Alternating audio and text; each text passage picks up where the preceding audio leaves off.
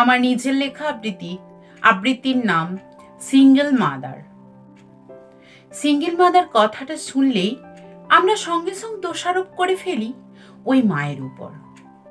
সে তার স্বামীর সাথে ঘর করতে পারেনি, তাই তার সাথে সে ডিভোর্স দিয়েছে, সে আলাদা থেকেছে, তার যোগ্যতা হয়নি তার স্বামীর সাথে থাকার মতো। সাথে সাথেই কিন্তু দোষটা দিয়ে ফেলি। কিন্তু আমরা কখনো ভেবে দেখি না যে ওই মানুষটারও জীবনে একটা দুঃখ কষ্ট বলে জিনিস আছে। ওই মানুষটার জীবনেও ভালো লাগা ভালোবাসা বলে একটা জিনিস আছে। ওই মানুষটার জীবনেও জীবনের ইচ্ছে বলে কিছু আছে, জীবনে বেঁচে থাকার অধিকার বলে কিছু আছে। আমরা একবারও বুঝে দেখি না।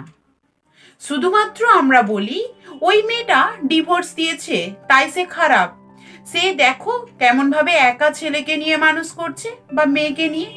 কিন্তু আমরা এটা বুঝে দেখি না যে ও যে একা মানুষ করছে, সে তার ছেলে বা মেয়েকে বা ছেলে মেয়েকে কিভাবে খাবার খাওয়াচ্ছে, কিভাবে স্কুলে নিয়ে যাচ্ছে, সে কিভাবে জীবনে স্ট্রাগল করছে, এটা কি আমরা খবর নিই কখনো?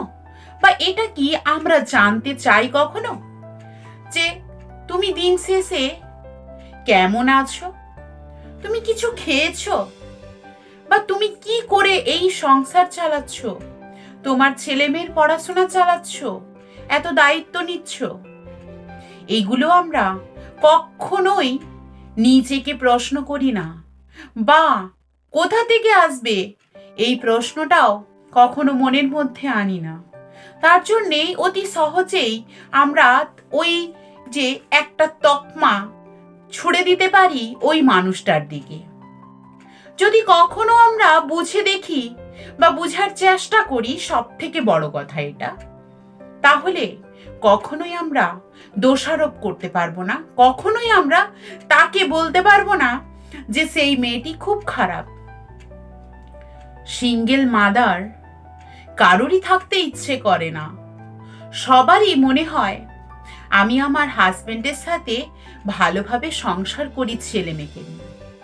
কিন্তু এমন কিছু জীবনে হয়তো প্রবলেমে আমরা পড়ে যাই, যে জায়গা থেকে আমরা বাধ্য হই বেরিয়ে আসতে, যে জায়গা থেকে আমরা বাধ্য হই আমরা কোনো মতে বেরিয়ে আসতে পারি না, যে জায়গা থেকে আমাদের ওই ভালো লাগার মানুষটাকে অতি খারাপ লেগে যায়, জীবনের সব থেকে বেশি ঘৃণ্যকর একটা মানুষ হিসেবে আমরা পরিচয় দিতে থাকি। একবারও তখন মনে হয় না এই মানুষটার জন্য আমি এতগুলো বছর এইরকম ভাবে জীবনটাকে সমর্পণ করে গেছি, তখন আর মনে হয় না। কেননা প্রত্যেকটি মানুষেরই নিজের নিজের কিছু প্রবলেম থাকে, যেগুলো সবাইকে বলে ওঠা যায় না, বা বোঝানো যায় না, বা বুঝতে চায় না বললেও। কার কাছে তুমি বলবে তোমার ভালো লাগার ওই জিনিসগুলো, তুমি এটা চাও, বা তার সাথে কি জন্য তোমার বনিবনা হচ্ছে না, বা কি জন্য তোমার অ্যাডজাস্টমেন্ট হচ্ছে না, এটা তো তোমাকে কি বোঝানোটা অন্যকে খুব দায়িত্ব নাকি খুবই দরকার? এটা তো বোঝানোর দরকার নেই। জীবনটা আমার, আমি কিভাবে চলবো নিজেকেই এটা বুঝতে হবে। আমি কিসে ভালো থাকবো, আমি কিসে খারাপ থাকবো, এটা তোমাকে নিজেকে বুঝে নিজের জীবনকে এগিয়ে নিয়ে যেতে হবে। এই সিঙ্গেল মাদার থাকার যে কষ্টটা কতখানি, এটা যারা সিঙ্গেল মাদার তারাই একমাত্র বোঝে। তাদের ছেলেমেয়েরা জীবনে কত কষ্ট করে যে বড় হয়, কতটা তাদেরকে জীবনে স্যাক্রিফাইস করতে হয়, এটা কিন্তু অন্যরা বোঝে না। তারা স্কুলে যায়, সেখানে একটা হাস্যকর বস্তু হিসেবে দাঁড়ায়।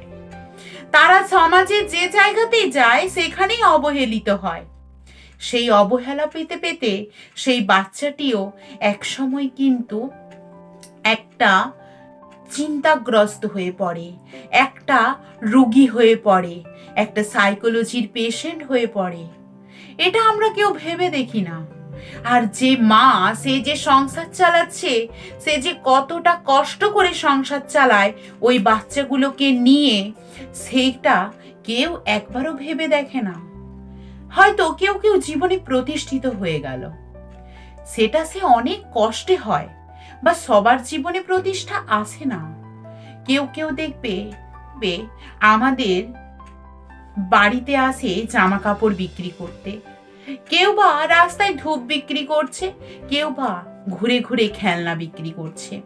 এভাবেও তারা কিন্তু সংসার চালায়। তার কি করবে? কেউ তো কাজ দিতে চায় না, মেয়েদেরকে সবাই কাজ দিতে চায় না, বা অনেক সময় মেয়ে বলে তাকে ইগনোর করা হয়, বা তার স্বামীর সাথে যে সে ছেড়ে এসেছে তার কারণ না বুঝেই তাকে অপমান করা হয়। সে ওই অপমানের দৃষ্টান্ত হয়ে পড়ে, আর বারে বারে সমাজ তাকে বুঝিয়ে দেয় সে একটা মানুষ খারাপ। সে কিন্তু ওই সমস্ত প্রতিকূলতা কাটিয়েও তার ওই ছেলে মেয়েকে নিয়ে জীবনে এগিয়ে যেতে চায়। জীবনে তবুও সেই মানুষটির কথা সে ভুলতে পারে না। তার সেই ছোটখাটো স্মৃতিগুলোকে মনের একটা কোঠরির মাঝে আটকে রাখতে চায়। দিন শেষে সে চোখের জলে রাত্রিবেলায় তার বালিশটা ভিজিয়ে ফেলে, কিন্তু এটার খবর কেউ রাখে না। তার যে ওই ঝলমলানো জীবনের যে স্মৃতিগুলো, ওগুলোকে সে ভুলতে চায় না।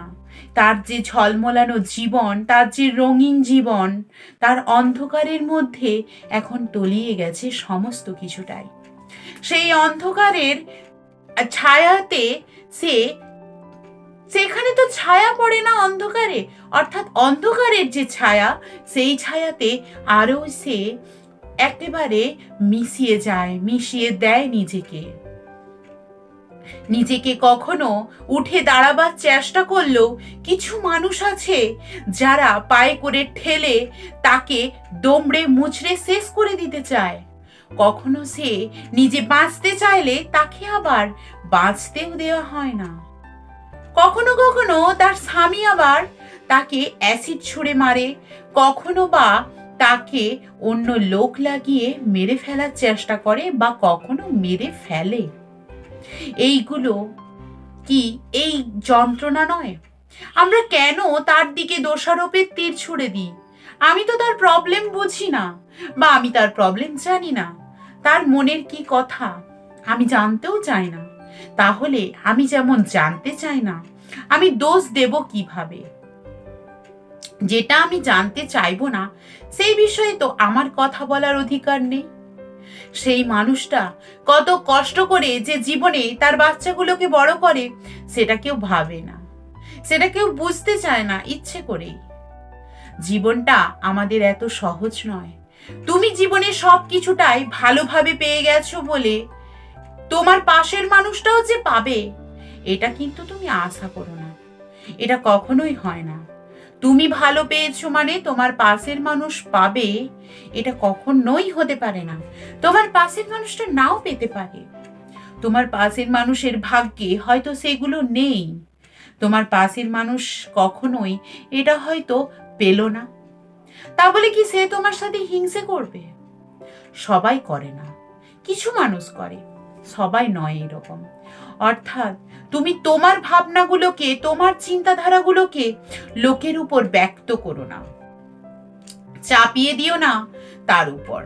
ওই যে সিঙ্গেল মাদার থাকছে তার উপর তুমি দোষারোপ করো না ও তার স্বামীর সাথে ঘর করতে পারেনি বলে ও খারাপ। আজকে এমন কিছু হয়তো পজিশন চলে আসবে যেটাতে তোমাকেও হয়তো থাকতে হতে পারে। কথাই বলে না, একটা আঙুল যদি তুমি কারুর দিকে তোলো, জেনে রাখবে বাকি 3টে আঙুল কিন্তু তোমাকে ইশারা করে যে তুমি নিজেকে আগে দেখো, তারপর তুমি অন্যকে আঙুল তোলো। কখনো আঙুল তুলে এইভাবে কখনো কারোকে বলা উচিত নয়। তার মনের ভিতর কি চলে না চলে তুমি তো জানো না, বা তুমি বুঝতেও চাও না, তুমি জানতে চাও না। কেন তুমি দোষারোপ করছো অন্যকে? সবসময় মানুষকে ভালো চোখে দেখো, পজিটিভ মাইন্ড আনো, দেখবে জীবনটা তোমারও সুন্দর হচ্ছে। পরচর্চা, পরনিন্দা করে লাভ কি?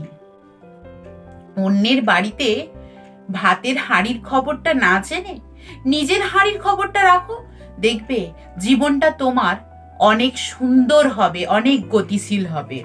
তার জন্যই একটা কথা বলবো যে জীবনকে সুন্দরভাবে পরিচালনা করার জন্য কখনো কারোকে জীবনে এইভাবে দোষারোপ করো না। দেখবে তুমি সুন্দর থাকতে পারছো না, কখনোই নয়। তুমি নিজে যদি সুন্দর থাকতে চাও তাহলে আগে অন্যকে সুন্দর রাখো, তখনই দেখবে নিজে তুমি ভালো থাকতে পারছো।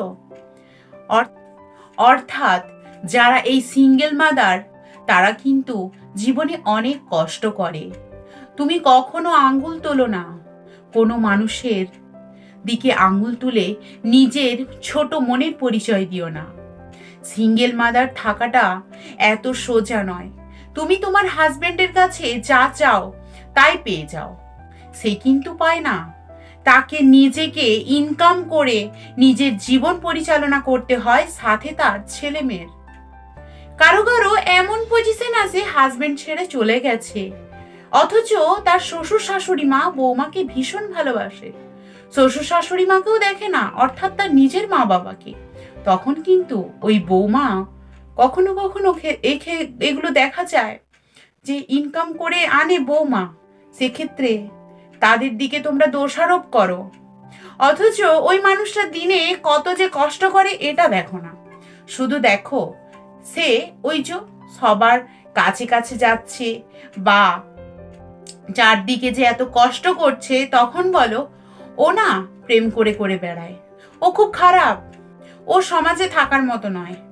এই কথাগুলো বলার আগে নিজেকে একটু চিন্তাগুলোকে পজিটিভ করার চেষ্টা করো। নিজেকে দেখো ভালো মতো ভাবে যে আমি যেগুলো বলছি এগুলো যদি আমাকে অন্যরা কেউ বলে বা আমার যদি এরকম জীবনে পজিশন হয় আমি কি করব।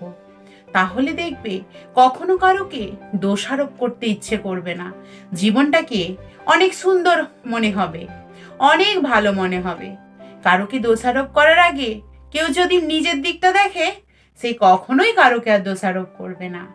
অর্থাৎ সিঙ্গেল মাদার এটা কিন্তু কম ব্যাপার নয়, অনেক কঠিন একটা জিনিস, যেটা জীবনকে অনেক বেশি স্ট্রাগল করে এগিয়ে নিয়ে যেতে হয়।